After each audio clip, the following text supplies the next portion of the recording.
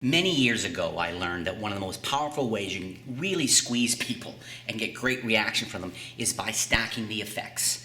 And so many's the time I'll approach something and I think to myself, okay, that's a good moment of magic. Now what can I do just before it or just after it to goose the reactions, to take them from here to here to here? And one of the greatest ways, like I said, is to stack your effects. And that's what Reconstruction really is all about. Now, along with the tutorial video, you're going to receive a whole bunch of labels for diamonds, hearts, clubs, and spades. And each of these, I'm going to show you these. This is a sheet of diamond labels. These are not random red. These reds are designed to perfectly match all the red and of course the black.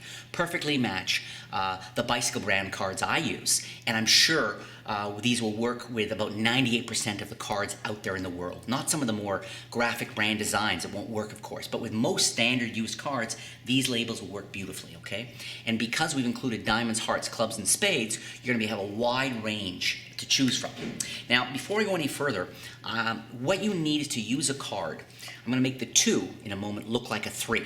But you can notice you can make a 2 look like a 3. You can make a 4 look like a 5 by putting it in the middle of the 5.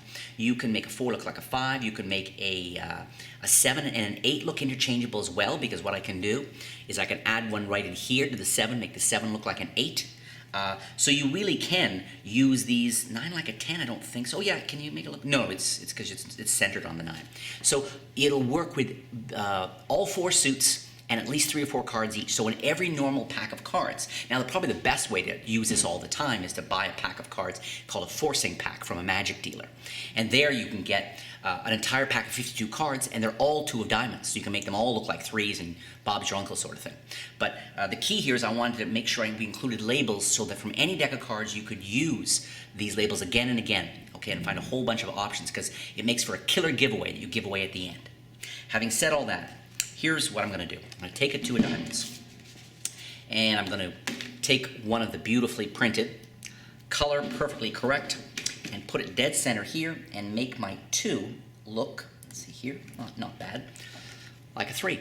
Cover those in, it looks exactly like that. And that's the key to this trick, okay? Now the setup for this handling that I use the most is to have a 3 diamonds here, okay? And have my setup 2 right on top of it. So that's my setup. Now, you basically need to force the 2 of diamonds, and there's lots of ways to do this, but let me lower the camera and show you probably, to me, what is the easiest and most commercial way to do this, okay? This is my setup. I might even have these 2 cards in my pocket.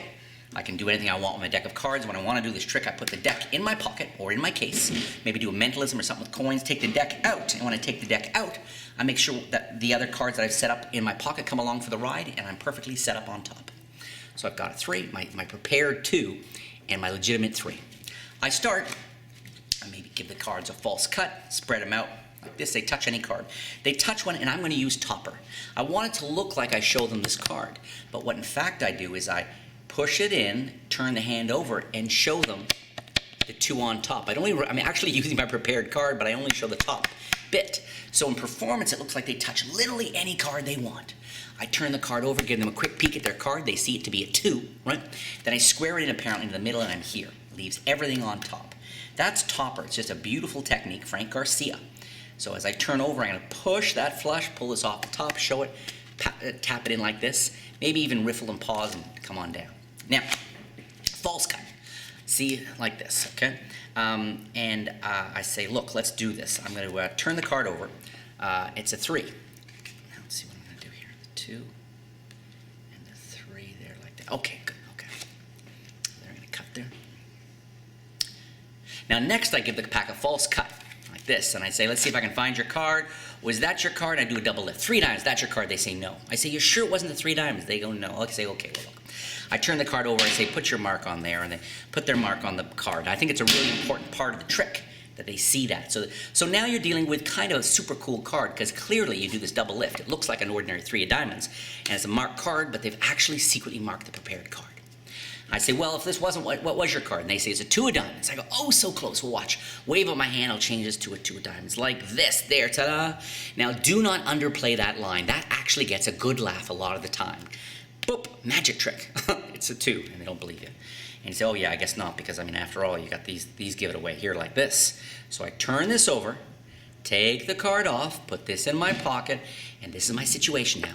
And I fold the corners down. I say, but if I cover those threes now, like this, okay? And I do that now, you'll agree, boy, oh boy, that looks like your 2. And you are so far ahead. I mean, they're convinced that first, the magician screwed up the trick. Second, they've signed the card. Third, they're sure this is the 3 of diamonds, but it is so gaffed to the hilt, okay? You can casually show it. Say, wait a second, here we go. Now, how to remove this? One way is to just blow. Get some steam on it. Another very cool way, try this, get a lighter, wave it underneath a little bit, and what that'll do is it'll smoke the area so when you remove the pip, it looks even more dramatic, which I think is super cool, okay? So you're here like that, you go away and say, and when you start to pluck this off, pull this off, do not rush that. When you start to slowly pull that off, people freak out. I mean, you're literally renovating the card in front of them, and then have them lean over and pull it off. Real magic. There you go, now it looks more like your 2. And then at the end, so the building on it. So this first moment here is magic. Every time you peel it a little bit more is magic. When it comes off, it's boom, magic. And now you've hidden in full view the next boom, boom. Give a wiggle when they see that even the pips have changed and you have in fact found their initially peeked at card and it's signed. It's just a layered, beautiful trick. That's Reconstruction. I'll make sure you have a bunch of labels to last for dozens of performances. And I know it's the kind of thing you're going to have a lot of fun